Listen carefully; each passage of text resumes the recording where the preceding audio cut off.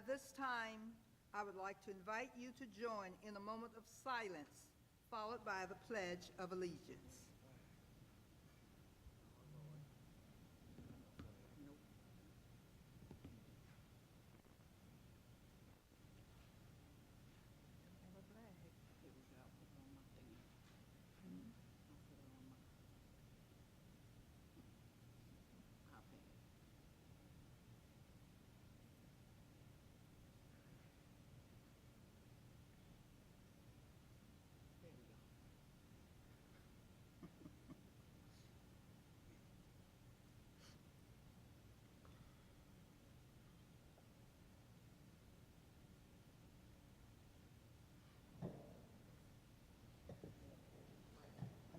Turn it around.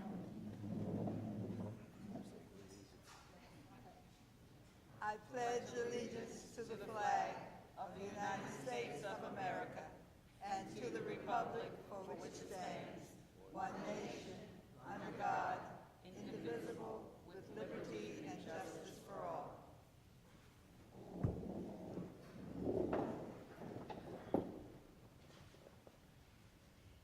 This meeting is held in accordance with the Freedom of Information Act. The news media has been notified, and a copy of the agenda has been made available to the public. This meeting is open to the public, and the public is welcome to attend in person. All persons wishing to attend in the meeting by virtual means may do so via YouTube Sumter School District Board Meetings and Sumter School District's Facebook page. Vision. Sumter School District is committed to educating, empowering, and enriching the lives of all students to reach their full potential. Mission.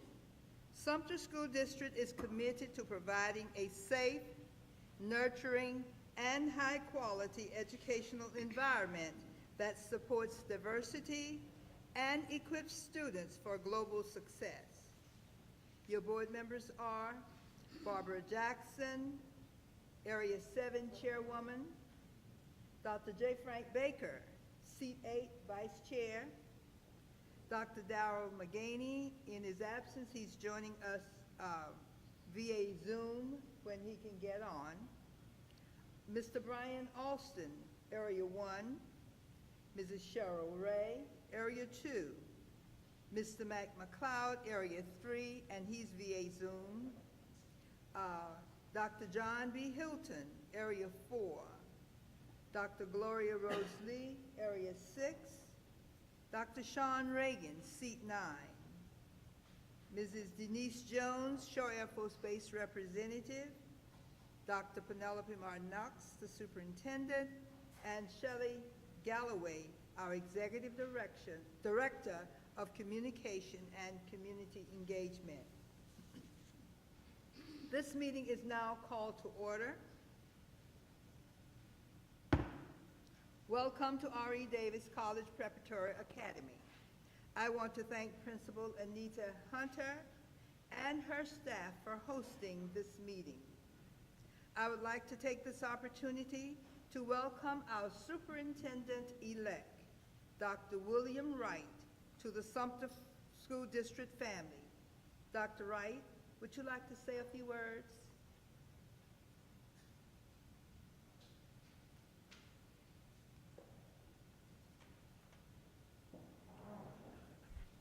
Madam Chair, members of the Board of Trustees, Dr. Martin Knox, I want to thank you for this opportunity to come before for just a few brief remarks. I want to say, first of all, thank you to the Board of Trustees for unanimously voting me in to serve as Superintendent of Sumter School District beginning July 1. It's no small ask for you all to take a chance on me and give me the opportunity to serve this great district that we're going to continue to move forward. The staff and community at large, I'd also like to say thank you to you. There has been a tremendous outpouring of support and words of comfort. And I want to say especially to Dr. Martin Knox, thank you for allowing for a smooth transition. Been most grateful in the staff in the transition. This is going to begin my 10th year as a school superintendent. I've served as superintendent in both South Carolina and North Carolina, and so I'm excited about putting all the things that I've learned together with what we have here to make us an even better school district. I am inheriting what I believe is a good school district, and so we're going to move from good to great. The first 100 days that I'm here, we're going to implement what is called the AAA strategy. We'll be doing a lot of asking, assessing, and analyzing what's going on in our district.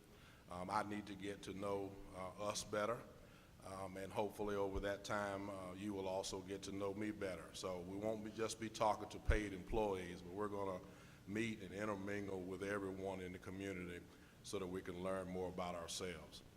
And then last but not least, just simply want to say, Madam Chair, members of the Board of Trustees, and community at large, I'm absolutely excited about and looking forward to the experience. Thank you. Let's give him.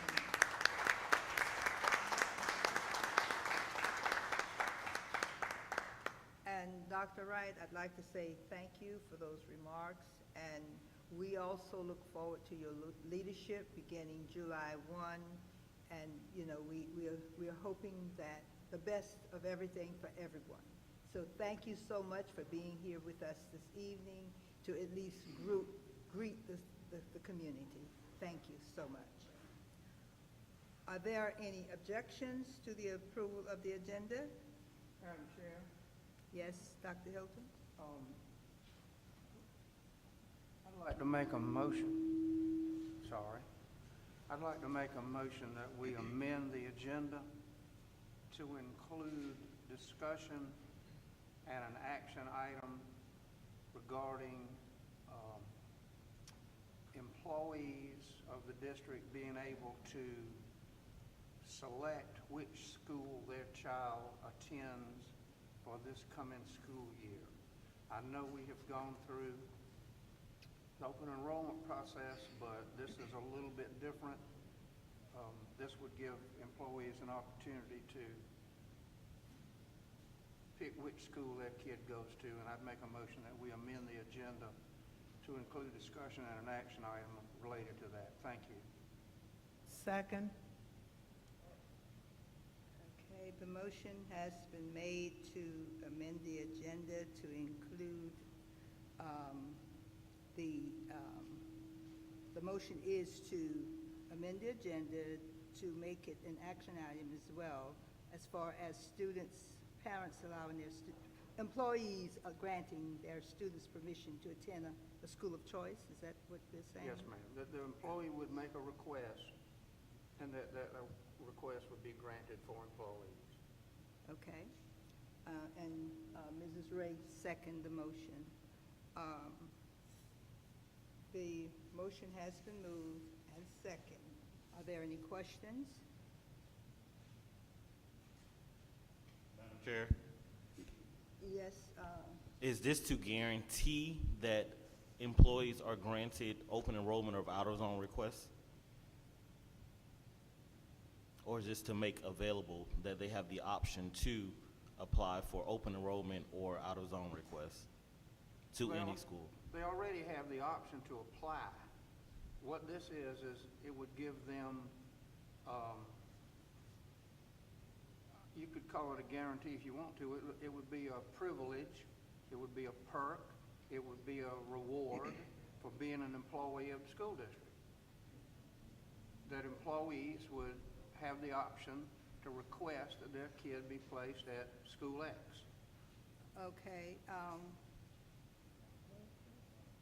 Are we ready to vote on the motion? The motion is to amend the agenda, correct? Yes, To allow for further discussion and an action item.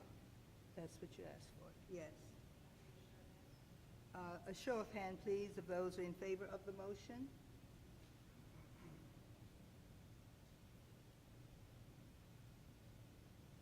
What about our persons that are joining us virtually?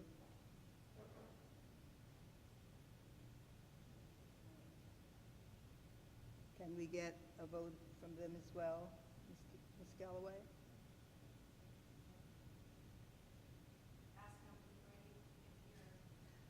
Mr. McLeod, can you hear us? Dr. McGaney, can you hear us?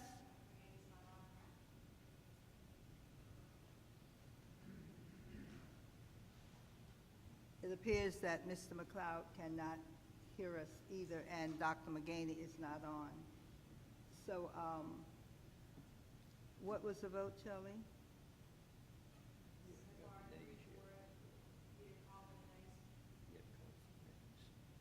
Yeah, okay. Yeah, I know I have to ask for the nays for now. All those in opposition to the motion, let it be known by raising your hand, please.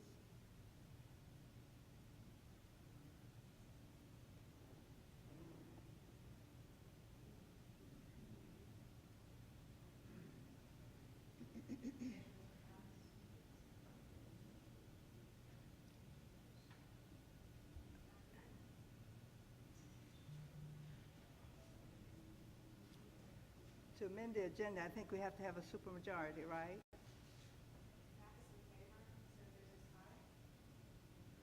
Is there 6 votes in favor?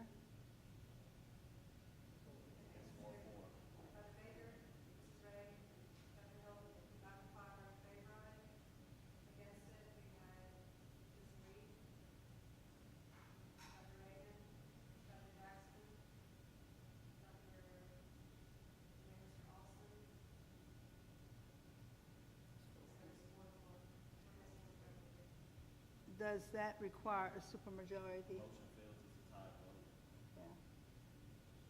Yeah. Okay, the motion fails. Yes.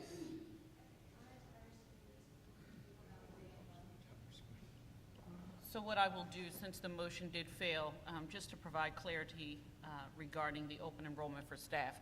Staff already receive authorization to allow their children to attend the schools in which they work. And if those schools are overcrowded, then we select the next closest school. If we do open access to all schools, we also have to take into consideration class size, because we have standard teacher-to-student ratios that we must adhere to for South Carolina. That's one of the reasons why we take it through the process of open enrollment. It's not that we don't want our children, of our teachers, to not be close to them or allow our staff with the perks, as was mentioned, to have that opportunity. We have to monitor class enrollment and class sizes. And so that's why the process is in place. However, with the recommendation that you've put on the table, we will, as a team, go back and revisit. But since I'm getting ready to pass the baton, Dr. Wright, that would be for you. You are so welcome. Okay. So the amendment failed. So are there any objections to the approval of the agenda as is? Hearing none, the agenda is approved. We're now down to public participation, and the guidelines for public participation. We are pleased to offer time at the regular monthly board meeting each month for public participation, both in person and electronically. According to our policy, the board will allocate 15 minutes at the onset of each regular meeting for the public to address the board. The chairman reserves the right to limit discussion of the same topic issues in an effort to provide individuals the opportunity to be heard on a variety of topics. Public participation will not exceed 3 minutes for each individual unless waived by a majority vote of the board. Consideration may be given to a public hearing for gaining input on critical issues. Speakers may offer objective comments on school operation and programs that concern them. The board will not permit in public session any expression of personal complaints about individual school personnel or any other person connected with the school system. At this time, we will open the floor for public comments not to exceed 15 minutes or 3 minutes for each participant. The following in-person comments: Executive Director of Communication and Community Engagement, Shelley Gatson, will read electronic submissions, if any. Ms. Galloway, do you have any electronic submission? Okay. We have two persons that have signed up for public participation, and we will first hear from Mr. Keith Schultz. Yes, just have a seat there at the desk. Can you hear me? Yes, All right, we can. here we go. In order to move forward, sometimes you got to look back. We've been consolidated for 11, 12 years. So I want to talk a little bit about that, but first I want to address my two prior visits before this board. Number one, the last one I was kind of rude because I was joking about the little boys and the little girls, and I was hearing about all this money. And I know what it's called. It's called SEL, Social and Emotional Learning. How did I learn about it? Watch some TV, ask some folks, and then I learned about it in your 5-year plan. It's in there. So here's my question. You unanimously approved that 5-year budget. How much of that money is for SEL, and what are we doing with it? Tell us about the money. But it was discussed and approved in your 5-year plan, number one. Now we move on to number two, a little finance, an area I'm a lot more qualified in. 11 years ago at consolidation, we had a $103 million budget. That's right, 103. Now we're at 130 something. The finance chair didn't know what it was, but it's 130, give or take a couple million. Takes 2 to 2.5%, 3% every year into your bottom line because of salary administration. No one denies that. So we're now at 130, we're about where we need to be, and your reserves are at about 30 million. But how did we get there? How did we get there? Let's talk about our product that we're putting on the street.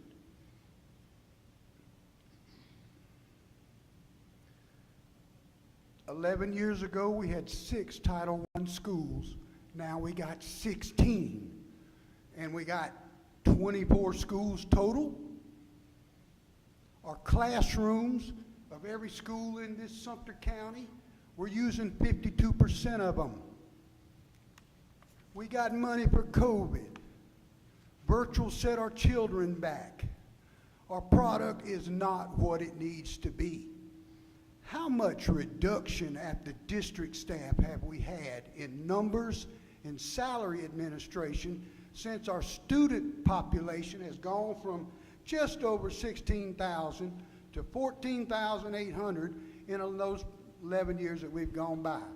Folks, I submit to you, we don't have an A grade in education in Sumter County. We're 42nd out of 50 in the states. We're not doing well, and it's getting worse. And not only that, they're taking your product away from you right here in Sumter County. It's happening because a former ad hoc member of our finance committee starting a school, and he's taking students at the rate of 300 and 400 a year. Mark my word, we are in trouble, folks. We got to do something. Thank you, Mr. Schultz. Thank you. Our next person that have signed up for this evening is Ms. Patty Wilson. Ms. Wilson? Okay. All righty, thank you.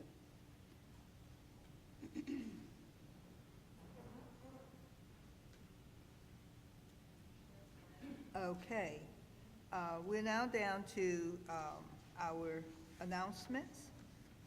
Trustees, are there any announcements? Madam Chair, Yes. I just wanted to take a moment to thank the district for allowing me to attend the South Carolina School Board Association new board orientation last Thursday in Columbia. It was a great day of learning. We covered topics of the roles and responsibilities of school board members, school board ethics, school finance, and the South Carolina Freedom of Information Act. This was led by Scott Price and Jamie Devine of the School Board Association, and it was a great day and a great opportunity to learn, and I appreciate the district for allowing me to attend. Thank you, thank you. We're delighted that you enjoyed attending the conference in order to just get updated on the board and the functions. Thank you so much for that report, Ms. Jones. Okay. Any other announcements? If not, at this time, I'd like to present Dr. Martin Knox with a token of appreciation coming from the board.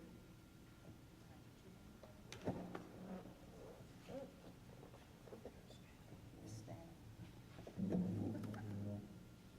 I'm going to let you stand. You mind pass the thing? You're working on it? Oh, okay, Dr. Martin Knox, I just want to, on behalf of the board, present this small token of our appreciation for your service that you have given to us in Sumter School District. We truly appreciate you and all that you have done. I often think of the words that coming from John Quincy Adams that he so eloquently says, and I quote, "If your action inspires others to dream more, learn more, do more, and become more, you are a leader."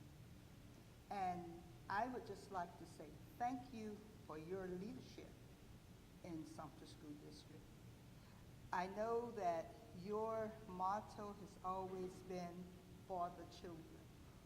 And those things that I've seen that have happened, in my opinion, have been for the good of our children, our teachers, our parents, our community at large. And we do appreciate you for doing those things for us and our school district. So I know that you have formed relationships that you will forever have, and we will never depart from you. This will always be your home because you are ingrained in Sumter. So we would just like to say that whatever your endeavors are, we wish you well, because we know that you will do well. And on behalf of the board, I would like to present you with this small token of appreciation and love.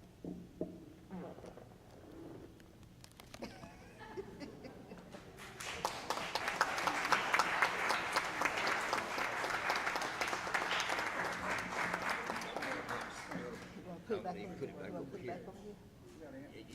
I'm gonna take it. I'll guard it for you. Okay. Yes, by all means. So Dr. Jackson, I'd just like to extend my appreciation to you, to the board, and to our community. Thank you for your continued support during this journey, and I find it an honor and a privilege to have had the opportunity to serve the children of Sumter School District. Every day, my motto has been for the children, and it continues to be for the children. And so I want to thank staff, our community, our parents, but more importantly, our children for doing their absolute best every day. We walked through these 2.5 years, 3 years so quickly with so many challenges in front of us, many of us have never experienced before. But as I say, standing here, we're still standing, and we will continue to stand. So thank you for your continued support, and thank you to our community for all that you've done for the children, and I encourage you to continue to fight the fight. Thank you.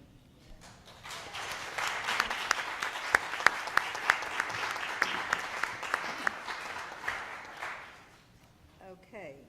Thank you, Dr. Martin Knox, for those words. And we know that, and we feel that we will continue to fight for the children, and that's what we're all about. All right, we're now down to our committee reports. Trustees, are there any committee reports?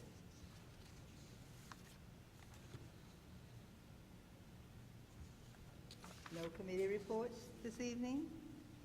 Okay. Dr. Hilton, do you have any information on the legislative update? Yes, ma'am.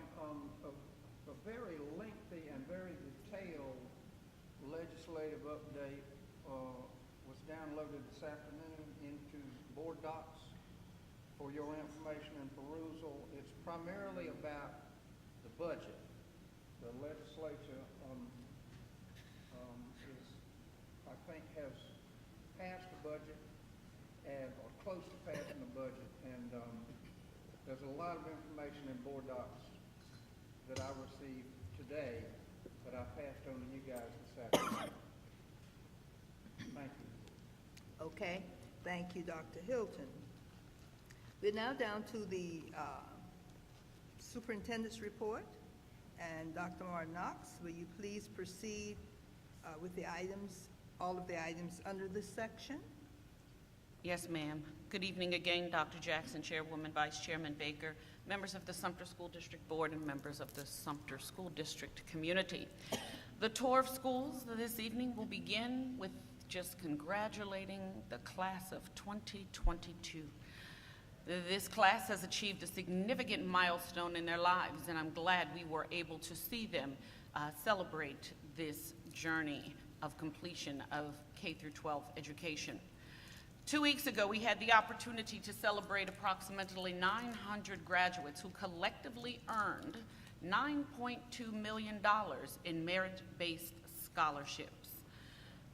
We congratulate our children for working so hard. We know that they're going to continue to make us proud, and we wish them nothing but the very best in their future endeavors. This is also inclusive of our adult education graduates, where we've had the fortunate opportunity to watch those young individuals come back to school to earn their GED, and we are proud of them as well, as they will continue to enhance what we offer in our community. Student summer accolades. Congratulations to Alyssa Jordan Milbauer, a Sumter High School rising senior, on her acceptance into the following summer programs: the Palmetto Girls State, Clemson Careers Workshop, Clemson, South Carolina 4-H Clementa Pinckney Leadership Program, USC Summer Seniors, South Carolina Chamber of Commerce Business Week, Purdue University Business Opportunity Program, and Virginia Tech Black College Institute. Jordan was also a recent junior marshal for the 2022 Sumter High School commencement. So if you see Jordan, Alyssa, please make sure we congratulate her on such an honor. Congratulations to Hannah Britton and Aisha Budin for being selected to represent Sumter County at the 6th Annual South Carolina STEM Signing Day presented by the Boeing Company, the South Carolina Manufacturers Alliance, South Carolina Future Makers, and Tallow. Similar to college signing days for athletes, the next generation of South Carolina STEM talent were recognized for their intent to pursue a 2- or 4-year degree in science, technology, engineering, and mathematics, also known as STEM, after graduating from high school. And congratulations to Alice Drive Middle School for earning the National STEM Honor Society Champions of Excellence Award for their student-led project. The STEM ambassadors partnered with Continental Tire and Central Carolina Technical College to build and print 500 quality control gauges with their 3D printers.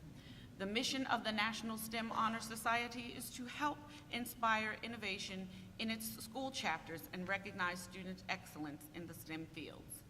And thank you to the Sumter Sertoma Club for donating 4 Contacta portable info loop, also known as PILs, mobile desktop hearing loop systems. I had the fortunate opportunity to test them out, and I'm just excited for what this will do for our children. The portability of the unit makes it very accessible for users in diverse situations. The PILs can be moved between rooms as required and can be used in smaller rooms where conversation between 2 people take place. The PIL incorporates an internal microphone, amplifier, hearing loop, aerial, and rechargeable battery system. And so thank you again to our Sertoma Club for their generosity. And I also want to conclude by thanking the community yet again. A few Fridays ago, we had the opportunity to celebrate our children. It wasn't to celebrate me as the superintendent, but our children. And I could not be more It was heartfelt. Listening to the words of our children, our parents, our staff, the community, it is definitely something that has made me proud, and I will forever cherish Sumter in my heart. You have a piece of me with you wherever you go.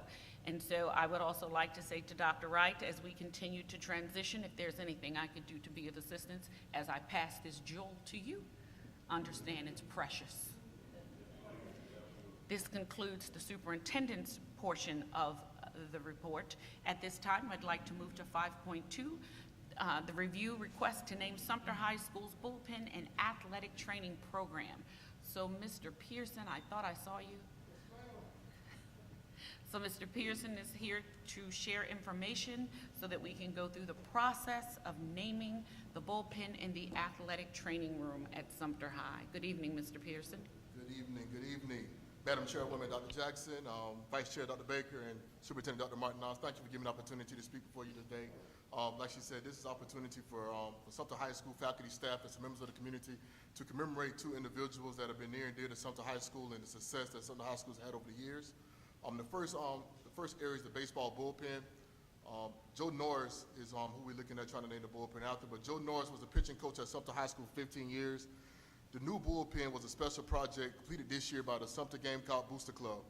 It's located right next to the batting cages at Sumter High School. The project was made possible by donations made by Major League Baseball players Jordan Montgomery and Charlie Barnes, who are former Sumter High School baseball players. They made those donations directly to the Sumter Baseball Booster Club.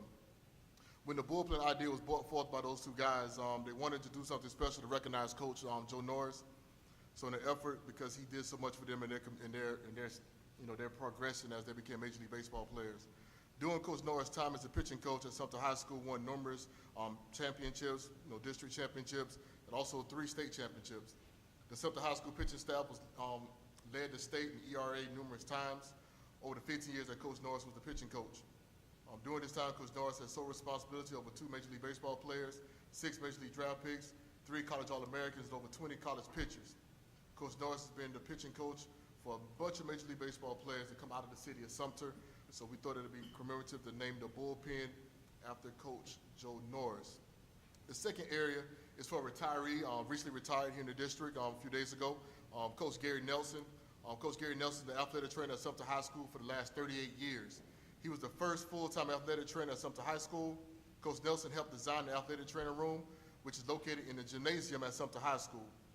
Over the past 38 years, Coach Nelson has served as a full-time athletic trainer, teaching sports medicine classes, and also being the head athletic trainer for over 21 sports, 37 teams, and approximately 650 student athletes each year. Coach Nelson worked hard as an athletic trainer for Clemson University and the Atlanta Falcons before becoming the athletic trainer at Sumter High School. In 2001, Coach Nelson won the National Athletic Trainer Service Award and was also named to the South Carolina Athletic Coaches Association Trainer of the Year. In 2010, Coach Nelson won the Founders Award, from which the South Carolina Athletic Trainers Association named. In 2011, he was elected to the Sumter Sports Hall of Fame. In 2014, he won the Fred Hoover Award of Excellence. Now, this is the highest honor given to athletic trainers in the state of South Carolina. In 2019, Coach Nelson was elected to the South Carolina Athletic Coaches Hall of Fame. During his time at Sumter High School, he was selected to serve as an athletic trainer for the North-South football game as well as the Shrine Bowl numerous times.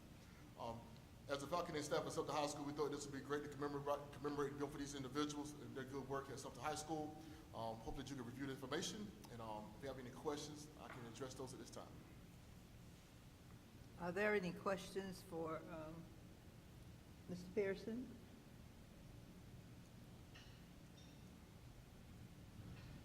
All right. Thank y'all. Thank you, Thank Mr. you, Mr. Pearson.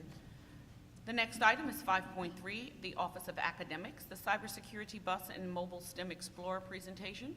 This is information that we've communicated previously, but we wanted to provide you with an opportunity to see where we are as a school district as we are continuing to provide opportunities and resources that prepare our children to be globally competitive in an innovative society. So at this time, we have Mr. Richard Phillip, who will be providing this information, and then accompanied by Dr. David Laws.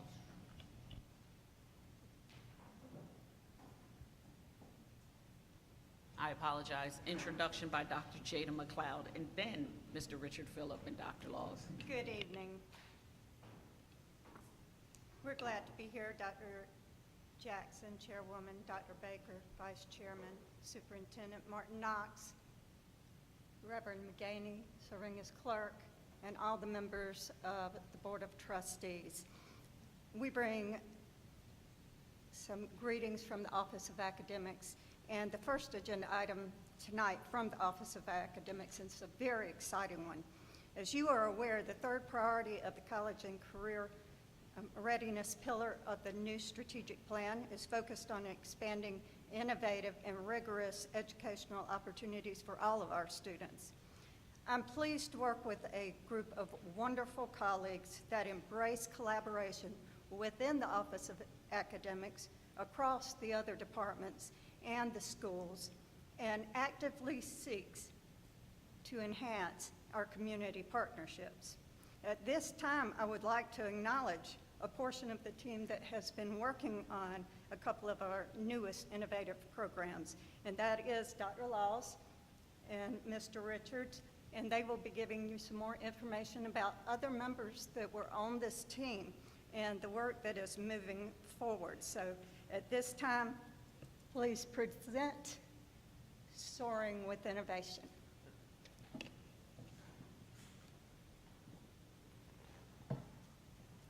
Good evening. Protocols already been established. We'd like to share with you a portion of our team that began this project, working on two projects, and that is our cybersecurity bus with collaboration with Shaw Air Force Base and our Pilgrims Mobile STEM Explorer. And presenting today will be myself, Mr. Richard Phillips, and Lieutenant Lewandowski, if he's able to make it. He's going to try to make it. He may be able to get in before we are finished with our presentation. You have to excuse me. I was supposed to have my glasses on for distance. I can read up close real clear, but for distance, I'm going to be squinting a little bit, but I think I can read this. Quote from Theodore Levet.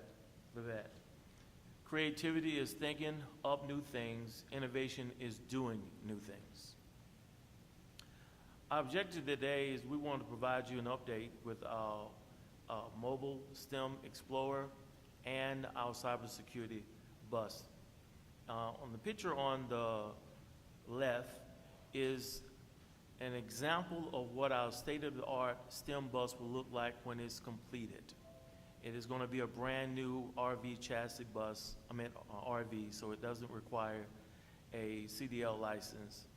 And then this was the beginning phase on the right of the bus that was donated by the district and worked collaboratively with Shaw Air Force Base, some members of the Shaw Air Force Base to renovate this bus into a state-of-the-art cybersecurity bus.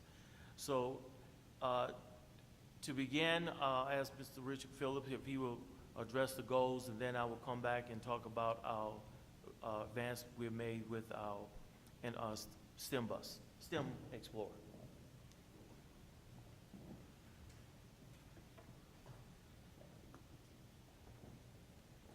Thank you, Dr. Laws.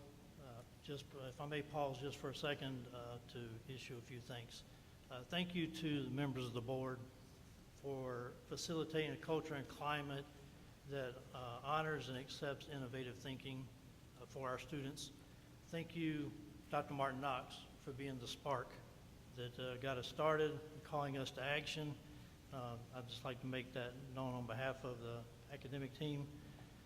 There are a lot of people that worked on this project. Dr. Laws and I are just two of many who sit before you, and I hope going forward at a later date we can bring forward some of these other folks so that we can honor them as well. So we speak many times about closing achievement gaps, and we don't always look at what needs to come before that. Prior to closing the achievement gaps, we need to close the opportunity gaps. That is, in essence, what we are doing here. The Cyber Education Mobile Lab, that is the working name for that mobile platform. is designed for our 6 through 12 cohort of students. It's designed to give them real-world experience in cyber education, and it's designed to provide them with exposure to curriculum and programs that they do not always see or do not always have the opportunity to see every day in the classroom. Both of these platforms will allow us to bring the resources to the students. So when you talk about meeting students where they are, this really puts some muscle behind that idea, because we will roll it right out to where they are. So in many cases where we may not have the technology resources at a particular school, this will help us close that equity gap by bringing it to that school. The Mobile STEM Explorer is designed for our elementary cohort. When you tour the schools, you'll see that many times our elementary schools do not have the lab space that you find on a middle school or a high school. Now we will be able to bring the labs to the elementary students. That is the purpose of the STEM Explorer. Both of these platforms will be fluid in that we can change them based on the changing technology as time goes on, and also based on the needs of the students. Next slide, please. So why cyber education? The demand is extremely high, and statistics show and research indicates that demand is going to increasingly grow. Just in South Carolina, you will see that there are 3,000 cybersecurity job openings that go unfilled on an annual basis, but then in the Southeast region, there's as many as 49,000 jobs in that sector. These jobs range from an average of 70,000 a year to 240,000 a year. So when we're talking about providing opportunities to our students, our children, we're not talking about providing them with opportunities for jobs that will sustain their life. We're talking about providing them with opportunities with jobs that will change their lives. And that's what we are intending to do with this first step. The Cyber Education Mobile Lab was a grassroots effort. Many stakeholders from Sumter community came together and provided the funding. The question was never why. The question was why not, and why not now? And a lot of stakeholders came together, some in attendance here. Again, Dr. Martin Knox gave us the spark. Mr. Sam Myers assisted with the donation of the activity bus. He's also in attendance here. We have Colonel William Oden from South Carolina State Guard in attendance here tonight, who also was instrumental in making sure that this project got off the ground and continued. This will be completed by August of 2022. This began with a phone call by Lieutenant Lewandowski to me at the end of August, and we had our first meeting in September, and after one meeting, we had to plan for this, and Dr. Martin Knox gave us the yes within 24 hours, and we've been rolling ever since. So this unit will be staffed with a cyber education teacher, because it's not just a matter of providing our students with the resources, but we also must provide our teachers with the resources. We need to build the teachers' capacity to teach these very technical field and this curricula. A schedule will be developed for the secondary computer science teachers. This unit will serve as a Sumter School District ambassador. This will be something that is very innovative. You don't see it in a lot of places. So yes, we will bring it to the festivals, the extracurricular events, and also teacher recruiting events. This project was, as I said, sparked by the Sumter School District, but the ignition was really switched on by Lieutenant Lewandowski and AFCEA, our Shaw Air Force Base partners, and they have been awesome partners for Sumter School District. You can see just the pictures here of the progress. Lieutenant Lewandowski and his men have donated immeasurable number of hours to this project. Evenings and weekends, this is all hands on deck. Whoever was available worked. You see from the pictures that they just stripped the entire inside of the old activity bus. There you see the pictures of the flooring that was just laid and the walls that are going up. So now, as we look for the next steps, we're engaged in obtaining from our students, and our REACH students who are in the summer program right now are working on this. We're asking them for student designs. We want the students to design the exterior of the bus to the greatest degree possible because it is for them and it should reflect them. So we've created a contest and we're getting design ideas from them. So the next step is to paint the exterior. And, all right, Dr. Laws?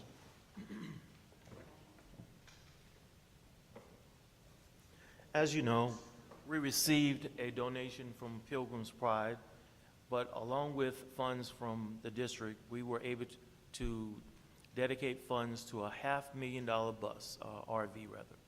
And this $500,000 RV is going to be state-of-the-art with slide outs on both sides, full, very ample space for classroom, with I think 6 zones for students to be able to participate in learning.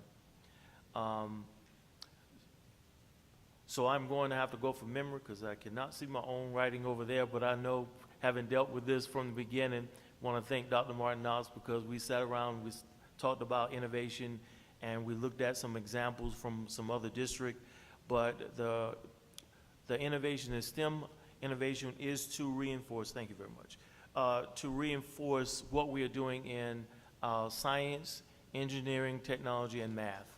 We want to reinforce those skills with our students. Once again, we want to staff it. We're using our Project Lead the Way curriculum for STEM. With the cybersecurity, we'll be using our also Project Lead the Way and SREB cybersecurity to provide the curriculum for the cybersecurity bus. So we're not just going to have a bus that is just going to be a picture. It's going to be a very effective instructional tool. So we're going to develop a schedule for the STEM Explorer, and that STEM Explorer will be going around to each of the elementary and middle school on a scheduled basis to extend the classroom learning. It will also serve as an ambassador for the school district. Wherever that bus is seen, it's going to be wrapped with our logo as well as the companies that contributed to the development of the STEM bus, STEM RV. And it will be available at eSTEAM and other events we have within our district, even extracurricular activities such as football games.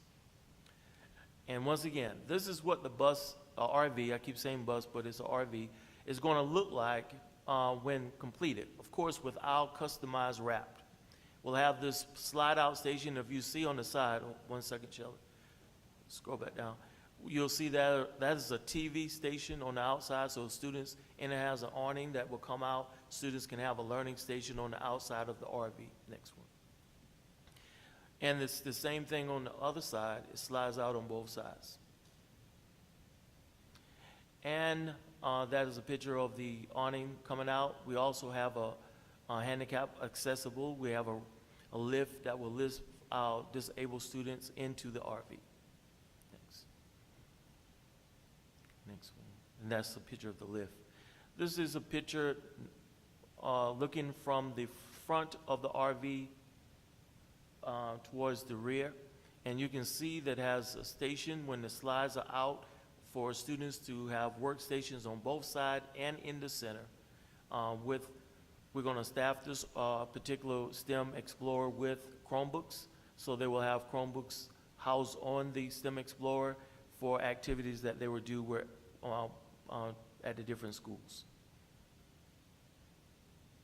And that is a picture of some of the storage space above this workstation. The tables actually fold down, the stools slide in. It's very, very functional, state-of-the-art RV. Thank you. Scroll out. This is from the back of the bus looking forward. back of the RV looking forward, and you can see the stools are have been slid inside, and you can see all the way to the front of the RV like a full-size classroom. This is the rear. In the rear, we have a little bit of different customization. We're going to have a big screen TV at the back and a conference table so the teacher can do one-on-one with students. It comes with a sink for science experiments, and it also have microwave that we really do use in science. We're not just going to make lunch, but we're going to use that for student activities with inside the bus. And that is the rear of the RV with the external door. And underneath the seat is also a place for additional storage. This one shows the TV on the side, but we opted to put the TV on the entire rear of the RV. And that's storage underneath the seat. Next. So this is how we are soaring with innovation. We're continuing the work of providing our students with the state-of-the-art instruction using all of the available resources we have to support our students. Any questions for us?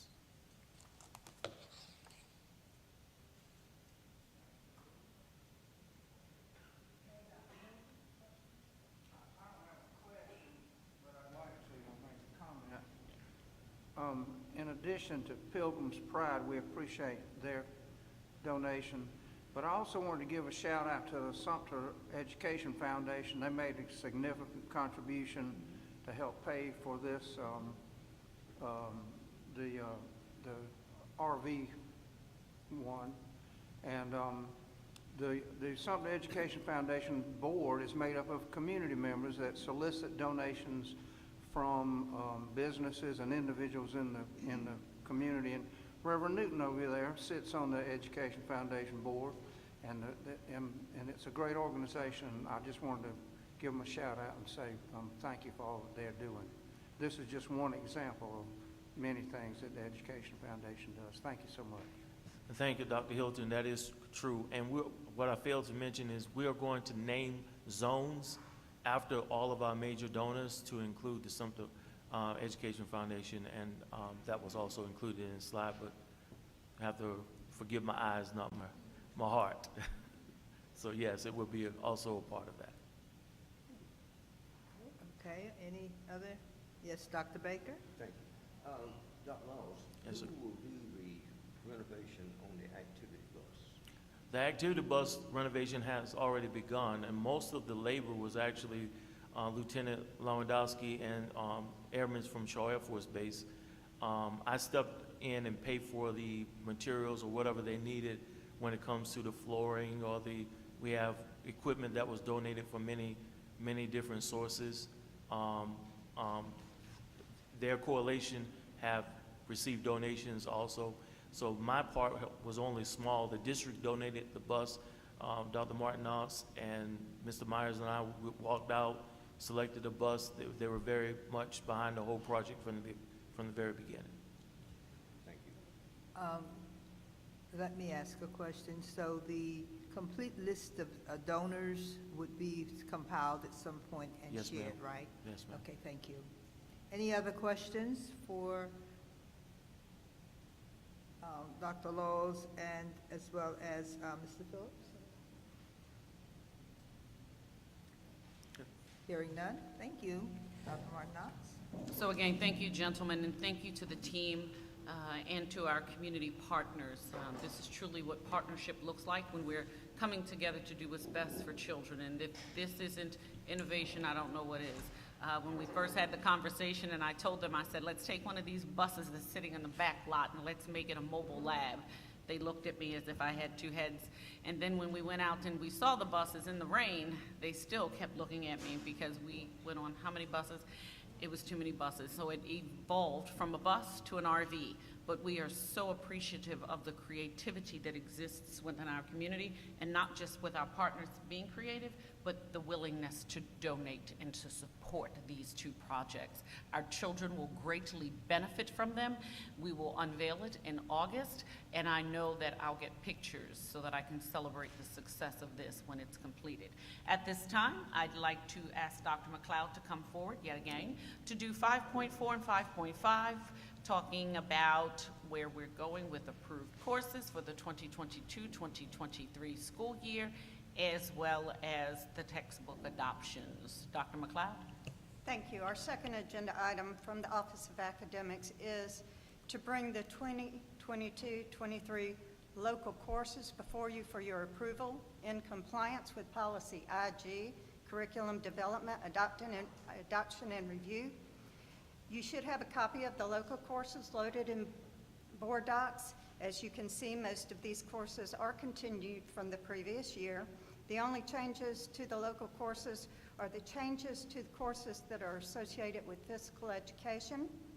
The local physical education courses have been updated to allow strength and conditioning levels 1 through 4 and an additional second level for unified sports.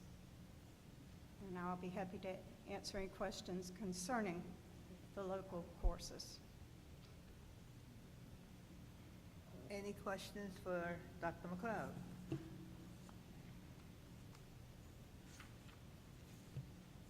Hearing none, Dr. McLeod, you may proceed.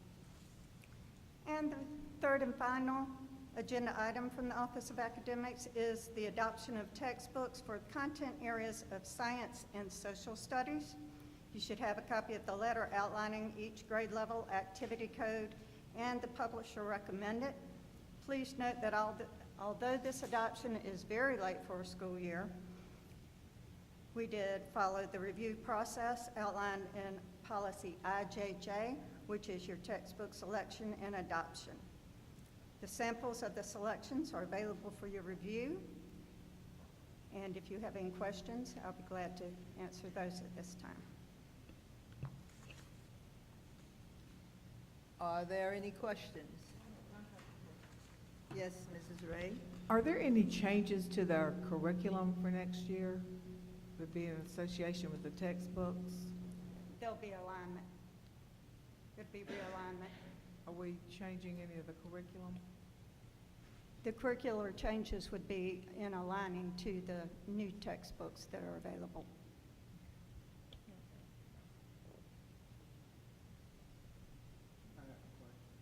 Yes, Mrs. Ray, did you get your answer? Okay, Dr. Hilton? Dr. McLeod, I recall there was some discussion in the legislature about changing the economics course to a personal finance course. Yes, sir. There was discussion about it. At this time, it has not moved forward. It didn't pass. So this economics book is, the course is similar to what we've done in the past. That it's a macroeconomics and some personal finance. Yes, but sir. the course hasn't changed to be solely a personal finance course. No, sir. In the social studies, they are still discussing the new standards and how there's going to be a bridge year. And Mr. Phillips is over social studies. He can provide more information if needed. That's okay. I just was interested. I saw this economics, and I was just curious if that switch had been made, and it has not. No, sir. It comes up every year, but so far that has not gone through. Thank you. Any additional questions? If not, Dr. Martin-Knox, you may proceed.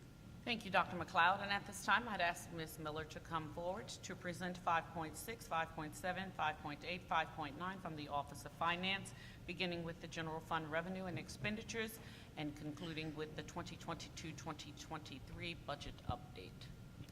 Good evening, Chairwoman Dr. Barbara Jackson, Vice Chairman Dr. Frank Baker, Honorable Board Members, and Superintendent Dr. Martin Knox. This evening, we have the May 31st, 2022 revenue and expenditures for the general fund.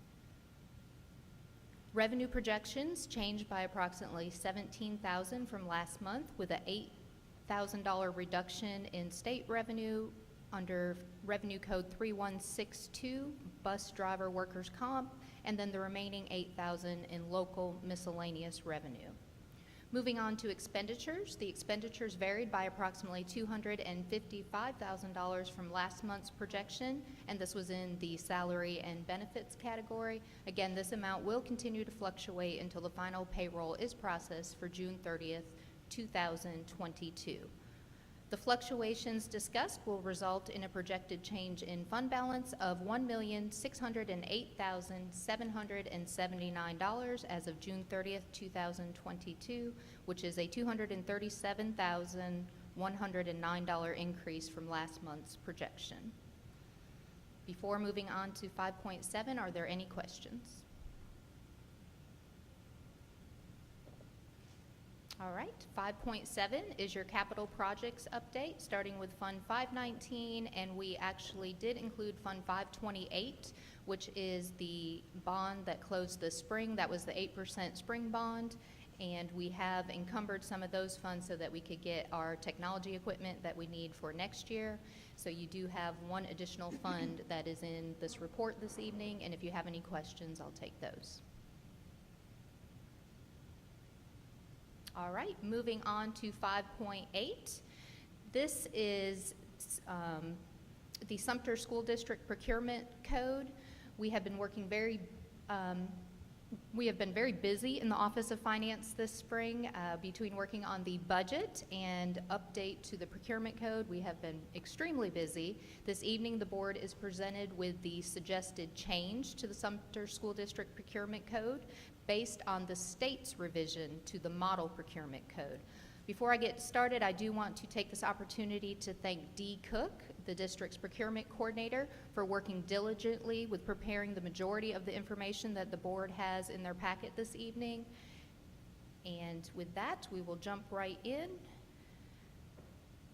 Per South Carolina Code of Laws, under Section 11-355340, any school district whose budgeted expenditures exceed $75 million annually is subject to the Consolidated Procurement Code, unless the district has its own procurement code, which is substantially similar to the provisions of the South Carolina Consolidated Procurement Code. Based on our budget, Sumter School District is subject to the Consolidated Procurement Code. On September 15th, 2021, the state completed its revision of the Model Procurement Code for school districts. The Procurement Service Division has updated the 2011 Procurement Code and created the 2021 Model School District Procurement Code. The 2021 Model Code adopts changes to the state procurement law relevant to school districts. Based on the revision, Sumter School District must revise our procurement code. It is our recommendation that the board adopt the state model procurement code for school districts. The board has been provided with additional information about the new code, but for the presentation, we're going to focus on the significant changes in the code. They include new thresholds for small purchases, commercially available off-the-shelf products, also known as COTS, sole source and emergency procurements, and then exemptions. Starting with the small purchase thresholds, you can see on the left side are the current thresholds that we have, and then on the right side are the new thresholds per the new procurement policy. The first bullet, the new thresholds do not require 3 quotes for purchases less than $10,000. In the current code, that amount is $2,500, so that threshold is going from $2,500 up to $10,000.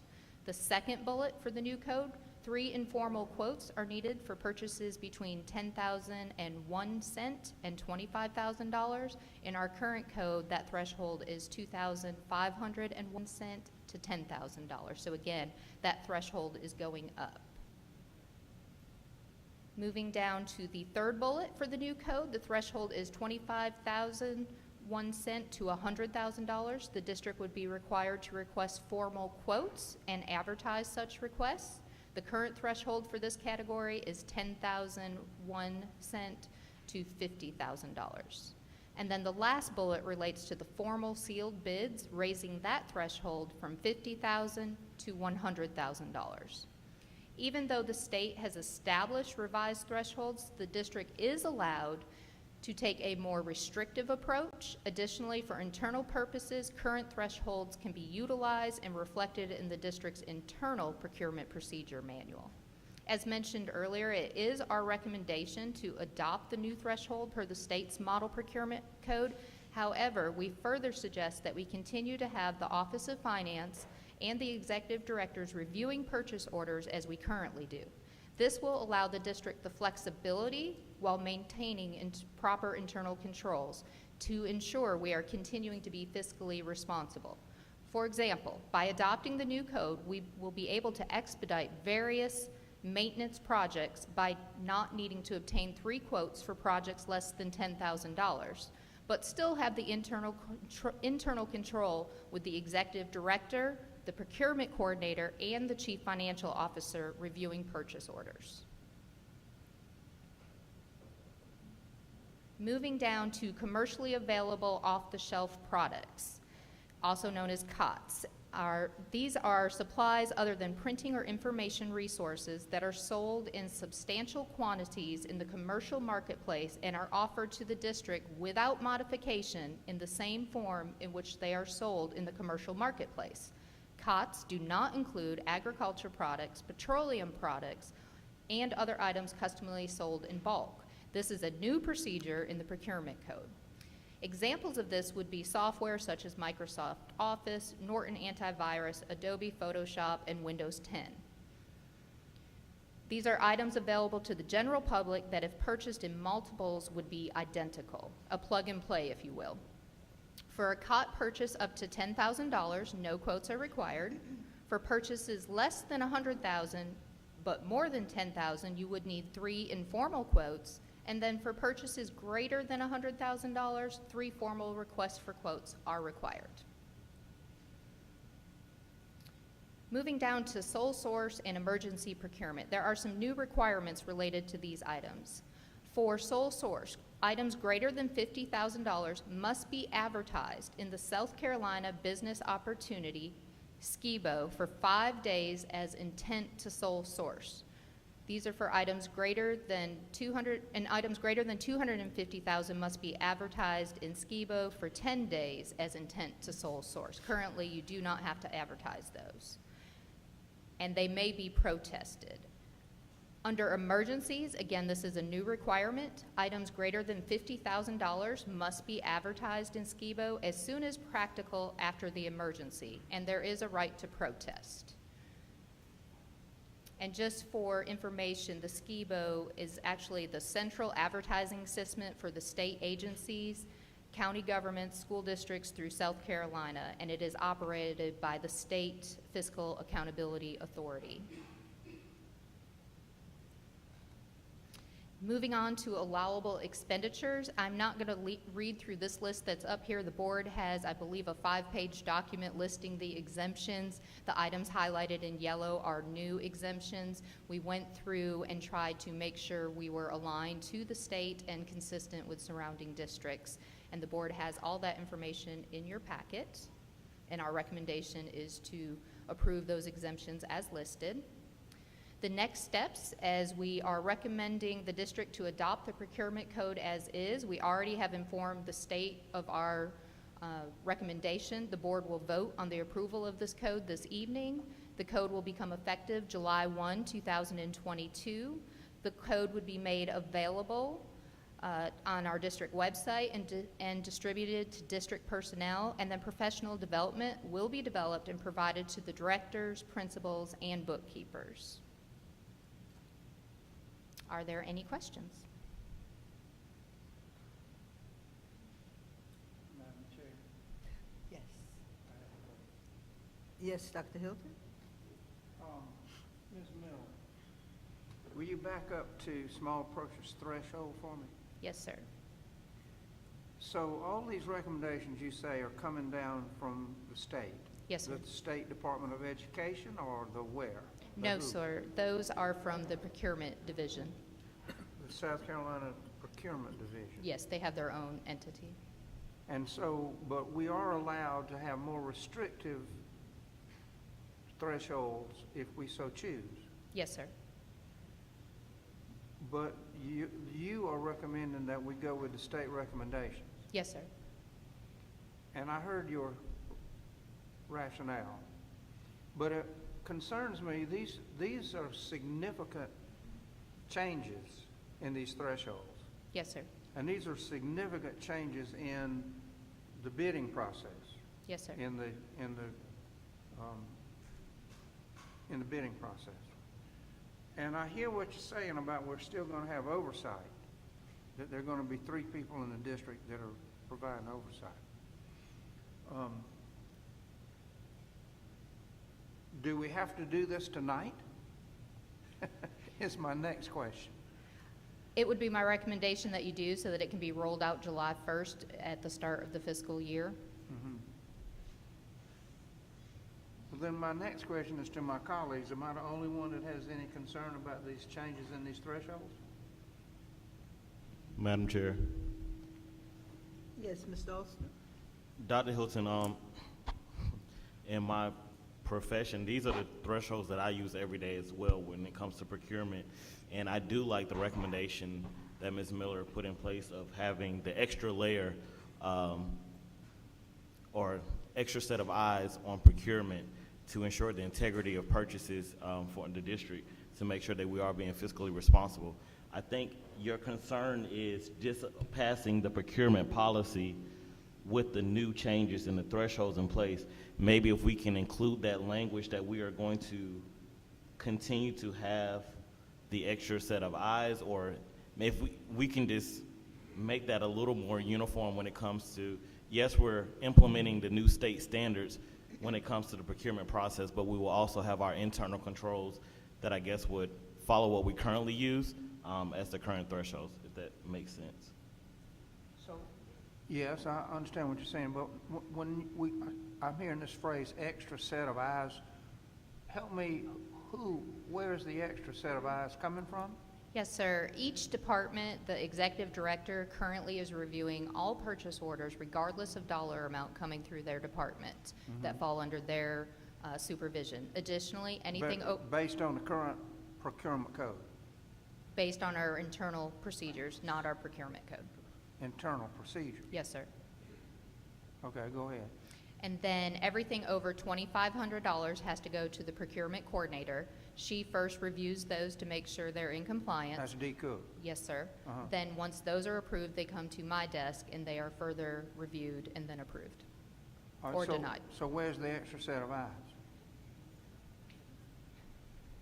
So Dr. That's Hill, our current procedure, right? it is. All right, so where's the extra set of eyes? So That- prior to us putting those procedures in place, we had individuals just signing off and making purchases. It is now the expectation that it comes to the district office for the executive directors to review it. Before, we didn't have that in place. Those weren't the controls that we had in place. But we're talking about changing the thresholds. But you're saying we're gonna have an extra set of eyes, but you're saying we already had the extra set of eyes? Yes, sir. And What when I did was the saying, extra set of eyes come on board? 3 years. 3 years. About 2.5, 3 2.5. years. So we've had an extra set of eyes yes, sir. under the old thresholds. Yes, sir. Yes. So we're really not gonna have an extra set of eyes under the new threshold. We're No, gonna this is make- allowing for the district's flexibility Yeah. to have things happening more efficiently, but then also maintaining our internal controls by keeping our current I procedures. understand, but we're not adding an extra set of eyes. No, sir. Okay. Madam Chair, if I may ask, and I think Dr. Hilton, you may agree with this, is that we can change the motion to include the language of maintaining our internal controls as well when we do adopt, if we so choose to adopt the procurement policy that's before us this evening. That's fine. Thank you. Thank you, Dr. Hilton and Ms. Alston. So you understand that every school district in the state is going to adopt these new procurement codes? No, I said that we were trying to make sure we were consistent with the state's policy and surrounding districts. I have not said that all school districts are doing this. They have the autonomy to have more restrictive So if they choose to. what is your feel for, I would say How the many? majority of these are probably adopting as is for the consistency and just the making it. majority of school districts are gonna adopt these new? It is looked upon as a threshold? great thing with this new procurement code because it is very restrictive for the $2,500, Well, it's the gonna give everybody $10,000. more flexibility. Yes, sir. I understand, but sometimes that's good and sometimes that's not. And that's why I'm recommending that you keep your internal controls. Yes, ma'am, thank you. Thank you, Dr. Hilton, and Ms. Miller. All right, 5.9. This is the last item this evening. I have not made any changes to the budget presentation that the board has seen the last 2 months. When looking at item 5.9, this is the update. Information was received Friday afternoon after the financial reports were provided to the board for this evening's meeting. There is a possibility that a budget would be passed this week when the two bodies of legislation return to session on the 15th. However, nothing has been finalized at this time. A conference report did include a combination of House and Senate versions of the budget, which we were expecting that it would be a combination of the two. The items that I have seen is that the House proposal of sending all aid to classroom and teacher pay increases funds to districts using the new formula. So that's the new state funding formula. So they are recommending, the House is recommending that still. The Senate has proposed the new weightings and how that'll be allocated, and then an increase of $4,000 to each cell in the statewide minimum teacher salary schedule. The Department of Education is working on running the new numbers based on this information that was received Friday, and they will provide that to us, but we do not know at this time when we will receive that or what those figures will look like.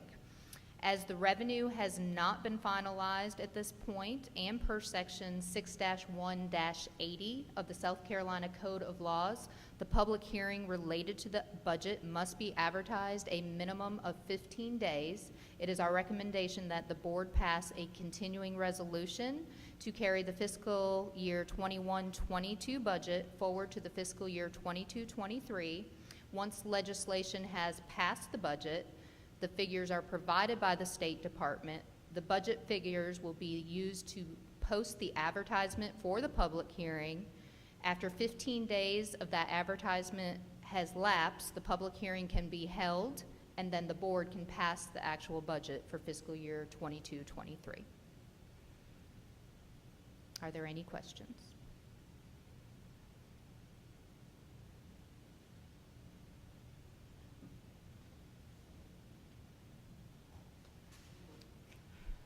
Any questions? Okay, hearing none. Mr. Martinox? Dr. Jackson, that concludes the superintendent's report. Thank you, Mrs. Miller, and to the team for your reports. Dr. Jackson, I'm sorry. Yes, Dr. Baker? I just wanted to ask Dr. Martinox, tomorrow is your presentation before County Council, Ms. Miller, and who will be doing the presentation?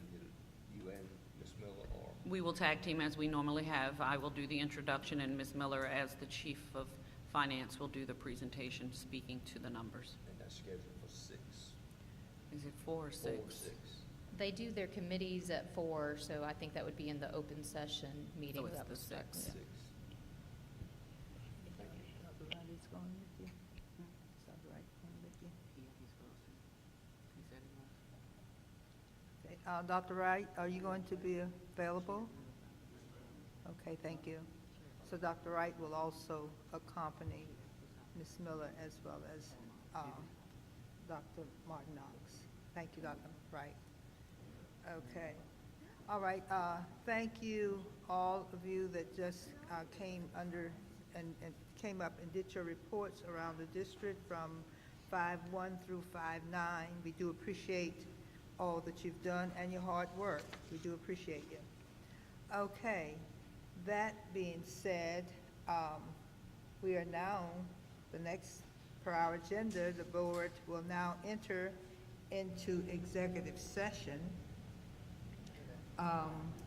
As a reminder, there is no set time frame for this portion of the meeting. We invite our in-person guests as well as our online viewers to join us again when we return to open session. If you are unable to be with us at that time, we wish that you have a pleasant, safe week. Trustees, is there a motion to enter into executive session?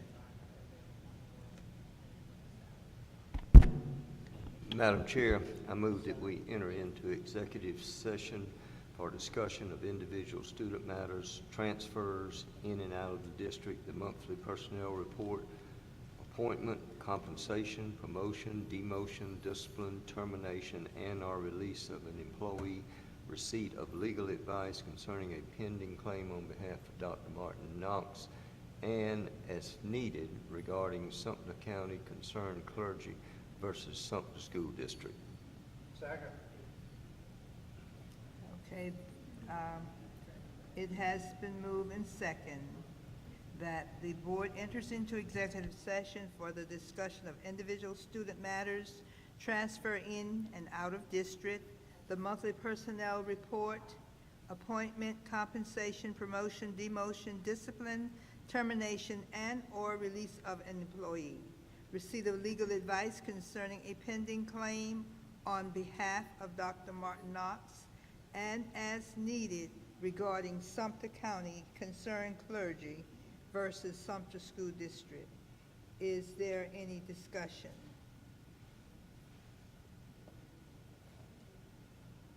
Please cast your vote, and then for our online viewers, we will speak to them.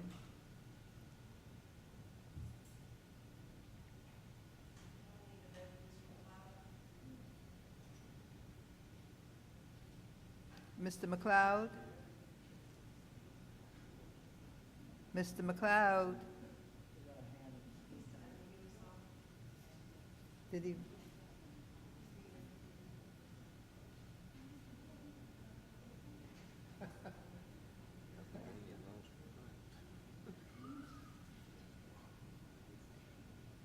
Mr. McLeod, are you still online?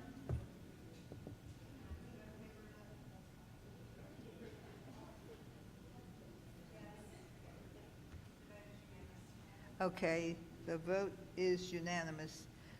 In that we have two online viewers, I would just like to say to them, board members, we're asking you to expressly affirm that appropriate precaution to safeguard the privacy and integrity of the closed session, including but not limited to precaution that would reasonably ensure that the closed session is not being recorded without the board's permission, and that no unauthorized persons can hear or access the discussion or other confidential information.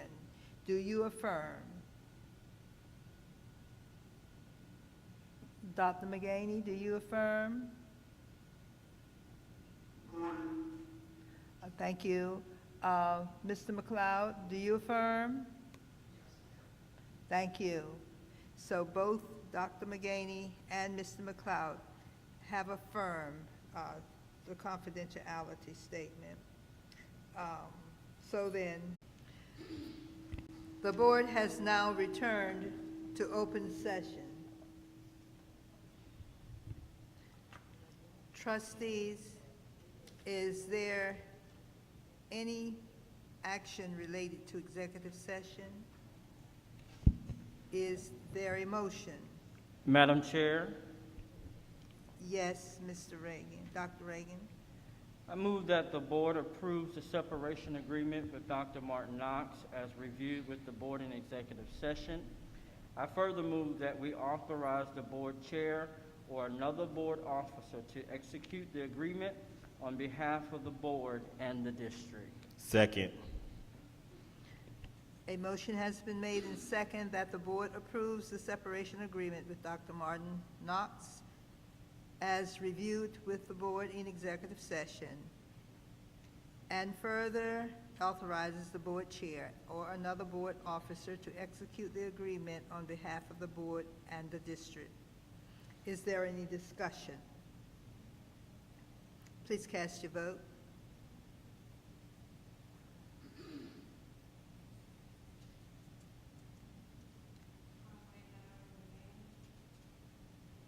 Reverend McGaney? You got it?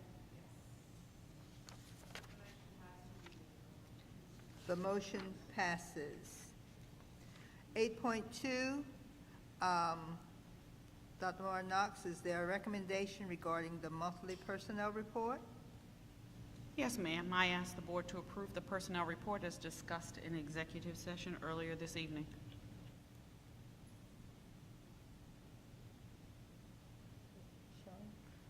Madam Chair, I'd like to make a motion that the board accepts the superintendent's recommendation and approves the monthly personnel report for the month of June. Second.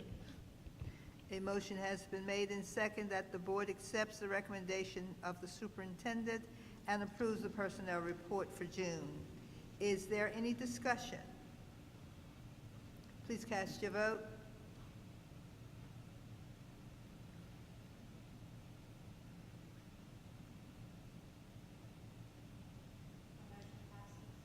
The motion passes. 8.3, individual student matters, transfer into and out of district. Dr. Martin Knox? Yes, ma'am. I ask the board to approve the individual student matters for transferring in and out of the district as discussed in executive session.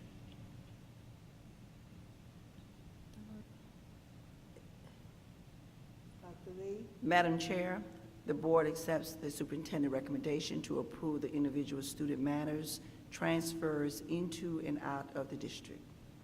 Second. There is a motion and a second that the board accepts the recommendation of the superintendent and approves the individual student matters transfers into and out of district. Is there any discussion? Please cast your vote.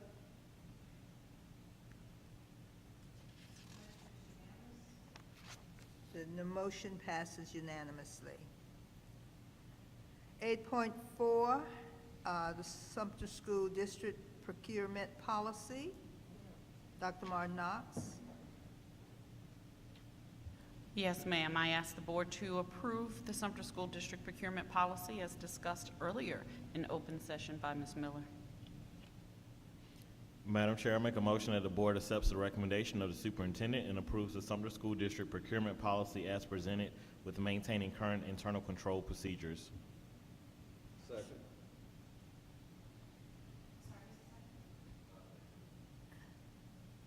A motion has been made and second that the board accepts the recommendation of the superintendent and approves the Sumter School District procurement policy. And what was that you said on the end, Brian? As presented with maintaining current internal control procedures. As presented.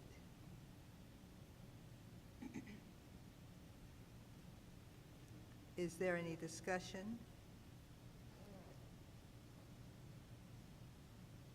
Please cast your vote.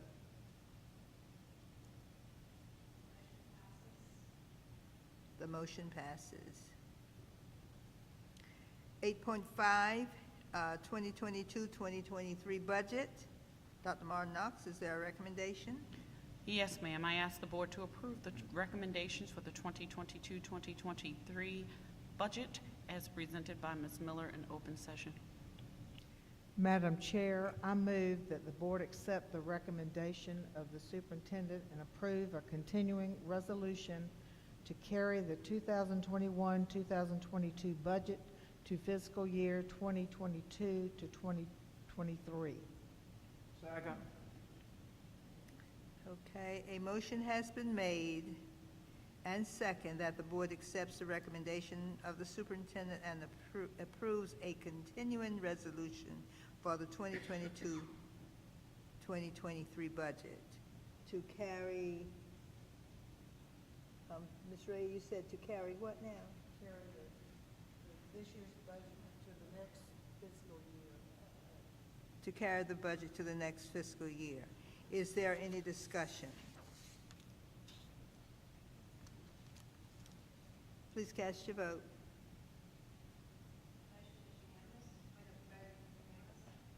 The motion passes unanimously. 8.6, local board approves courses for the 2022-2023 school year. Trustees, is there a motion for the 2022-2023 local board approved courses? Is there a motion? Superintendent's recommendation. That didn't ask for that. Superintendent's recommendation.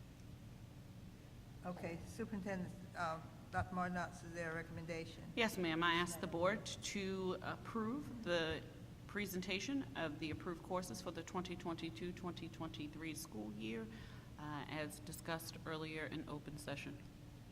Madam Chair, I move that the board accepts the recommendation of the superintendent and approves the 2022-2023 local board approved courses. Is there a second? Second. There is a motion and a second that the board accepts the recommendation of the superintendent and approves the 2022-2023 local board approved courses. Is there any discussion? Please cast your vote. The vote passes unanimously.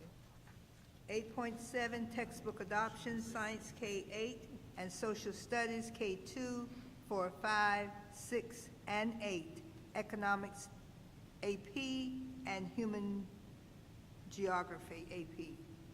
Trustees, is there a motion for textbook adoption? Madam Superintendent.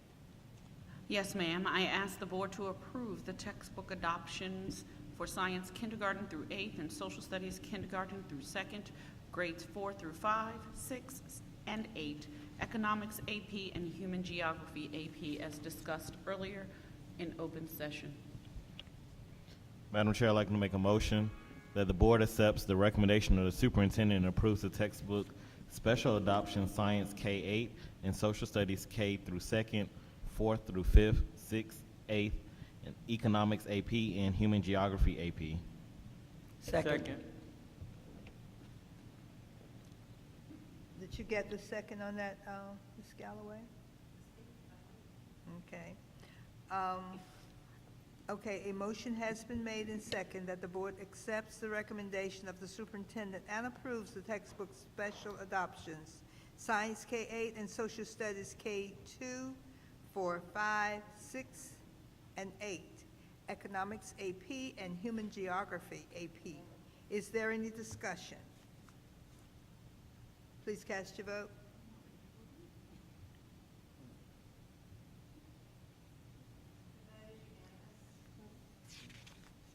The vote is unanimously. Is unanimous, I'm sorry. The consent agenda, with no objection, the consent agenda will stand approved. Hearing none, the consent agenda is approved. I'd like to thank each of you for joining us this evening. As the school year comes to a close, I'd like to congratulate again the class of 2022 for their numerous accomplishments. And I would also like to thank our retirees for their years of service to Sumpter School District. We ask that you please continue to be safe and have a restful summer.